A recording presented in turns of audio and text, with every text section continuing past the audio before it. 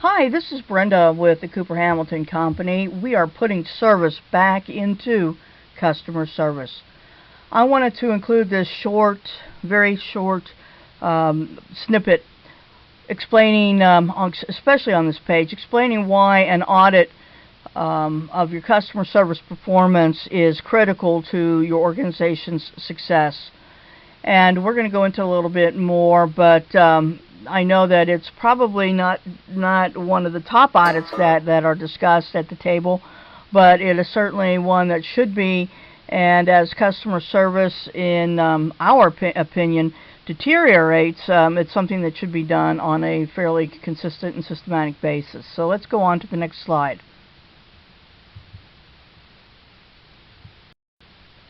I cannot emphasize enough how important it is that everyone in an organization have a thorough understanding of the vision of the organization. So that is really the goal of this particular snippet, short presentation, is for everyone that's reading this page and goes through this, at least walks away feeling they need to go back, look at the vision of the organization, and make sure that their department, that their organization in various ways are living up to that vision. Now, to help us understand how we can achieve this goal, we're going to talk a little bit about the story of Janice. Janice is an employee in an industry that has a reputation for not executing customer service very well. That it really has a bad reputation, along with a number of other industries, but this one particularly bad. And we're going to talk about that and see what Janice, as an employee, can do to help improve that reputation, improve their ability to perform customer service, certainly at a good level, and would like to look at how they can perform it at an exceptional level, knowing that once they do that, they are really at a competitive advantage to the rest of their competitors in the marketplace. So let's go ahead and look and see how Janice works this out. Now, Janice works in the cable industry, and if any of us have cable, I think we can relate to this somewhat. It is listed as one of I think it's the top 10 or top 15, one of the top 15 worst industries for customer service. I used to work a long time ago for cable, so I feel I have some degree of latitude to talk a little bit about it. I also know, as Janice does, that everyone works very hard in the cable industry. At least when I was there, we all worked very hard. I don't doubt that that's different now, but there are just some things that need to be changed, to be altered, to be adjusted in order to change that culture that's just permeated that industry and turn it back into an industry where they have good customer service and they're viewed favorably by customers and the people in general. So we're going to look at some other industries, though, that also have this reputation. Here are some of the other industries that we mentioned on the previous slide that also have less than stellar reputations for good customer service. And you can read these, you can tell which ones they are. You probably could have guessed most of these. If I just would have given you a blank slide, you probably would have guessed them. But just wanted to show you that there just are a number of industries out there that need to do better. And hopefully, with this slide and what we talk about, there will be steps, and everyone's going to take on the mantra of putting service back in customer service. But I just wanted to show you this quickly. Knowing that her industry is rated one of the top that are poor in customer service really does make Janice feel sad. She works hard. She knows a lot of her fellow colleagues work hard, and it's unfortunate that it's viewed that way and that things need to change. They need to change fast. She was recently in fact, she was just recently in an operations meeting, and they read a letter out loud about a lady who was still waiting after 3 weeks for a supervisor to call her back. That was just very, very disturbing to everyone in the meeting. And then they read another letter where one of the customers opined that they were transferred 5 times. And you know, the funny thing is, it wasn't 5 times within that very company in that particular city. They were transferred 5 times throughout the country, and then eventually she ended up talking to someone who was halfway around the globe. And of course, she was a very, very frustrated customer, and probably is no longer a customer. And it could have been stopped. It needs to stop. But Janice has to figure out what steps need to be done right away, because she knows it's very costly to her organization, to her industry, to all industries, if customer service is not put on in the front of the problems and the challenges that are facing organizations to be solved. If not, it's going to cost a lot of money, and it's going to cost organizations an unbelievable amount of money. So let's just see what costs are involved. Janice knows that the cost for a company to have a reputation for such bad customer service is very costly. She knows. Janice is scary smart. Janice knows that 86% of her consumers, quit doing business with them because of a bad customer experience. And she also knows that 51% of her customers said they would only try to reach their support desk, once before giving up on a purchase. Wow. She knows they're in really big trouble over that, because it takes many tries before a customer is successful in reaching the help desk. So they are in big trouble, and she knows the costs that are involved. So let's look at what actually is the cost to the U.S. economy. Now, Janice also understands that poor customer service costs not only her specific industry, but the U.S. economy a lot of money. In fact, poor customer service costs the U.S. economy approximately, do you think $100 million? No. It's not $500 million. $1 billion? No.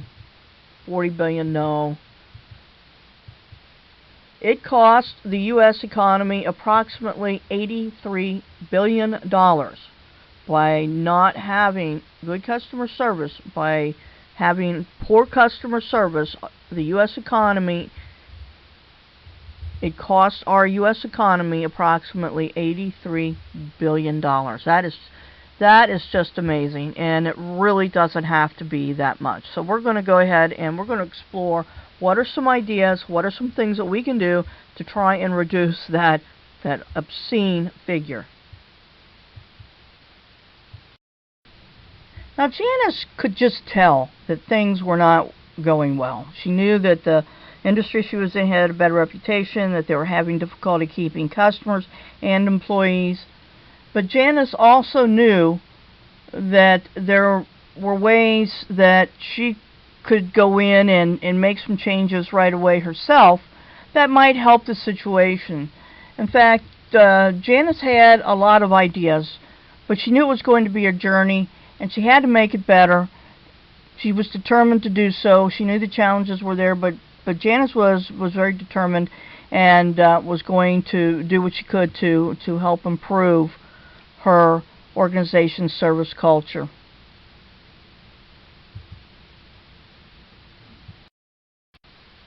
As Janice noted, there are a number of immediate actions that she can take that will go a long way towards changing the service culture of her organization and being viewed better both internally and externally as an organization that is in favor of good customer service and provides good customer service. So the first thing that must change is the alignment. Let's look at the company vision. We're going to talk a lot about that as we go forward. But the company vision and understanding what the company vision is for everyone in the company is extremely important. Her company vision, Janice's company vision, states, "We intend to provide our customers with the best experience from beginning to end with knowledgeable, customer-friendly interactions with our employees, ensuring quality service. We treat our customers like family." And then she's looking at her cable company, her organization. She's looking at the processes and practices, policies, procedures, and the training that are currently in existence. And she can already see there's some things that are out of alignment. And let's look and see what those are. I'm not able to really emphasize enough how important it is that the vision of the organization and the policies, processes, practices, procedures, and training are in alignment with that vision. Let me give you a few examples of that. For example, are the department goals, not just yours, but other departments, are the goals aligned with the customer service mission? Does management specifically reward departments, managers on how well they score on customer service measures? What about, do they reward managers on how well they provide excellent service to other departments? I bet you there's a lot that reward people for the customer service, external, but probably not as much on the internal side. And that's something that we really need to improve upon. Another example, job ads. Do they include your service mission? Do we have on recruitment literature? Do we mention our commitment to excellent customer service? We should. We should have that. Do we have interview questions that include the commitment to service? What about orientation programs? Do they stress the service mission? Training. Do we get involved in that with the training? All of the onboarding. What about feedback? Is there a set plan to consistently share customer feedback with the employees? Probably not. If there is, good for you. Kudos to your organization. What about department and unit comparisons of customer service performance scores? Not only externally or internally. Do we compare those? Should. Why not? And let's see what that other one, the one that's doing well, what they're doing differently than the ones that aren't. And let's make those changes right away. So these are just examples that I wanted you to start thinking about on how and what you have in your organization and how we can change that to improve our service culture in the organization.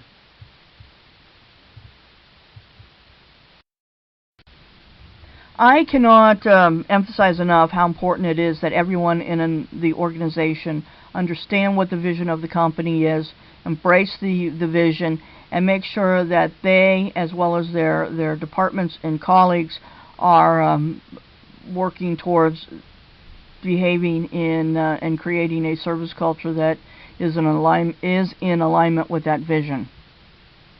Let us look at this company vision again, Janice's company vision again.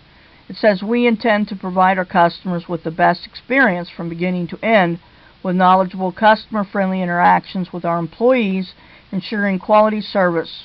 We treat our customers like family." But yet, Janice sees on a daily basis customers cannot usually talk to a live person, ever. That you have to go through this technology matrix, minefield, maze, whatever terminology or vernacular you want to use, but they usually aren't able to talk to a real person. So that seems a little bit out of alignment with the vision of the company. Also, the frontline people, they feel little job security. Now, job security does not mean tenure. It means that the frontline people can recognize what seems to be the problem, what is the problem, but they are very frightened to make that known to their bosses or their bosses' bosses, and let someone know for fear of retribution. So if the frontline people don't feel like they can mention what they see as wrong, then you again have something that is not right. There is not an alignment with the vision. Customer service is customer service problem. I've heard that 1,001 times. Fingers start pointing. But you know what? Customer service is everyone's problem in an organization. And if everyone isn't taking accountability for that, again, you are out of alignment. Customer service problems take a long time to resolve. Well, they certainly do, especially if your customer service or frontline people or anyone in the organization feels that they don't have the freedom to say what they feel is wrong and maybe how to correct it. And also if they do not have the discretion, some latitude in which to resolve the customer complaint there.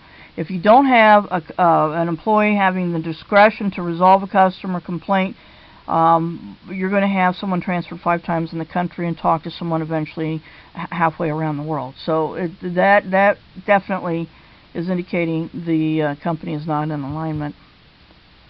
When we lose customers, it is all customer service's fault. It is the whole organization's fault.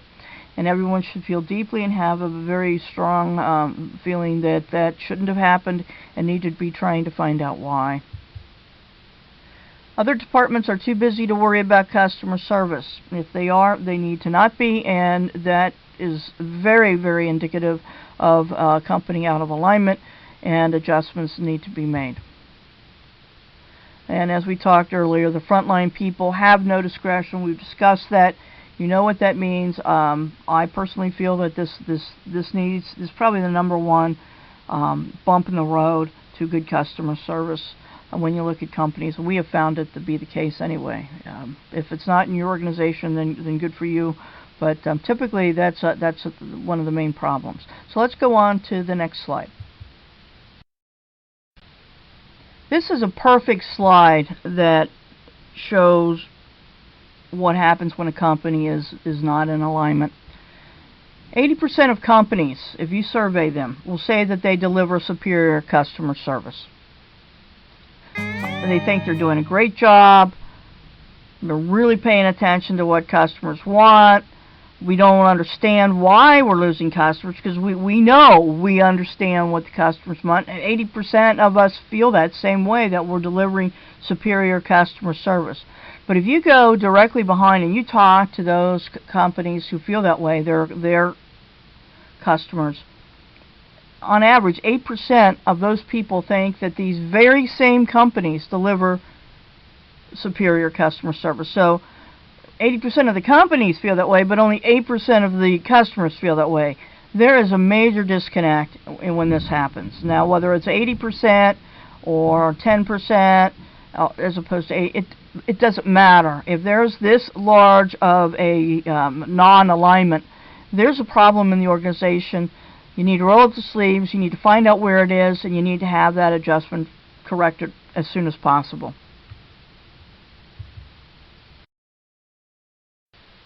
When things are out of alignment between the vision and actually the policies, procedures, practices, and training, when all of that is out of alignment, a lot of things can happen that can cause an organization to be suffering financial problems, organizational problems, staffing problems. And this is just some of them up here. I'm not going to go ahead and read them. You can read them yourself. But suffice it to say, it causes a lot of difficulties for an organization. Janice knows that there are a number of items that need to be fixed. This is number 2. This is an excellent slide. I need to thank MIT Sloan for this. When looking at this graph matrix, you see this is a cycle of poor customer service and how it is just perpetuates itself time and time again. There are basically 2 circles. One is an employee circle or cycle, and the other is a customer cycle. The employee cycle is inside, and as you can see, it involves wages, it involves minimization of selecting talent, training. Employee boredom is very strong. You have then employee dissatisfaction and a very poor service attitude.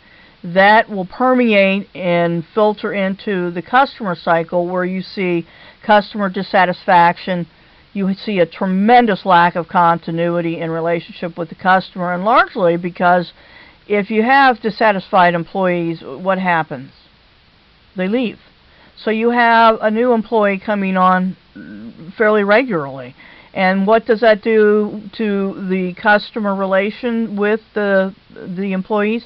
It disrupts it because they're talking to a new employee every time they call. That is extremely frustrating. You have to keep telling the same story, and the resolution never seems to happen with their complaint. You fail to develop customer loyalty. Very big. Customer loyalty is very big in an organization's financial success and differentiation. We are then constantly trying to find new customers, and that's a very costly affair. And this just continues and continues and continues. And one of the things that happens in this cycle, and I've heard this a number of times from executives, is they say, why should I improve on these things? Why should I have higher wages that are either equal or better than industry average? Why should I have better training? Employees just leave. Well, that's an extremely short-sighted way of looking at it. A better way of looking at it is, if you do that, if you improve the wages, if you improve the training, if you improve the discretion that employees have, and you have happier employees, and you have customer continuity, you're going to make more money, you're going to be successful, and you're going to see that bottom line just go crazy. So it's important. If a CEO can just take the time to take off the blinders, look further ahead than just in front of them, they will see that that's the case. In fact, this next matrix that I show you will show exactly how this is broken and what should be done in order to break a cycle of poor customer service. As I mentioned, this slide shows how to break the cycle. Again, MIT Sloan, thank you very much. Same matrix, same chart. You have your employee cycle in the inside. You have your customer cycle in the outside. But as you can see, it's a lot different than what we saw before. You're going to see above average wages. You're going to see intensified selection efforts, extensive training, employee satisfaction seeps into the customer cycle. You have high customer satisfaction. There is a continuity between the relationship and the customer because you have employees that stay. They're happy. Why are they leave? They wouldn't leave. Why? So you have that continuity. You have a customer loyalty that happens. They're going to spend more money. They're going to bring other people in and tell them to come visit and come buy things from you. You're going to have to just not spend so much money on finding new customers. You always need to spend some, but it's not as critical as before. You're going to have better training. Your human resources practices are going to be great. You're going to have an empowerment of frontline personnel, broaden job designs. This is what you do to break the cycle of bad or poor customer service. And hopefully you can take this, or your CEOs or COOs, whoever doesn't quite buy into this, you can see this, and you can start making the appropriate changes to break this cycle. So let's recap. Our goal of this short snippet was to understand why knowing the vision of an organization is absolutely critical to the success of your company. And I do believe we accomplished that. I hope we did. If we didn't in this, there's certainly in the text that's on this page. I hope we captured it in that verbiage. So let's go on to the next slide. This is a short, very, very abbreviated example of what our audit report looks like when we give it to you.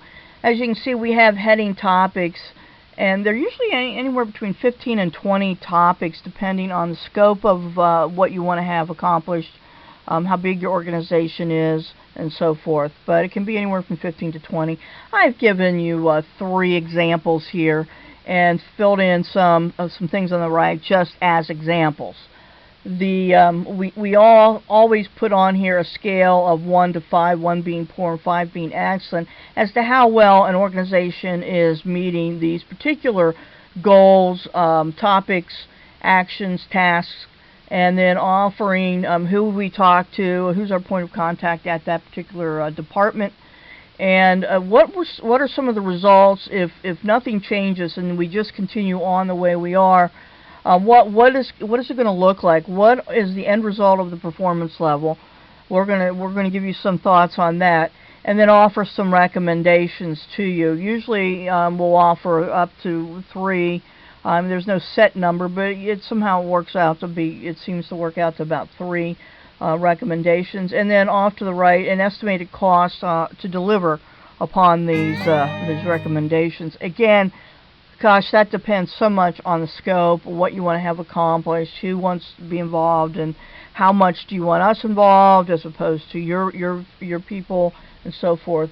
But it gives you an example of typical ranges. Don't hold me to it, but it does give you an idea of the cost, what each of these would cost to have done.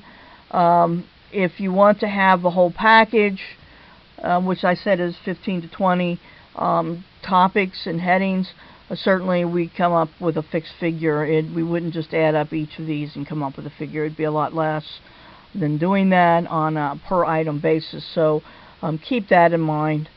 And we'd love to have you pick up the phone, give us a call, let us come out and talk to you a little bit about this and how we feel we know we could help improve your customer service performance. So just wanted to show you a little bit and give you an idea of what you could expect. Now, we can lend a hand. The Cooper Hamilton. This is a little bit of a self-serving commercial, but the Cooper Hamilton Company can help you. We can assess your customer service health of your organization. We can work on acculturation with your internal customers. We can check and make sure everything's in alignment. We can help improve departments' performance. We can help with individual employee skill sets. We can provide workshops and seminars. If you're interested, if you want to talk to us further, call us at 513-910-3975 or email bcollins@thecooperhamiltoncompany.com. I want to thank you for attending. Remember, superior customer value is the best leading indicator of market share and competitiveness.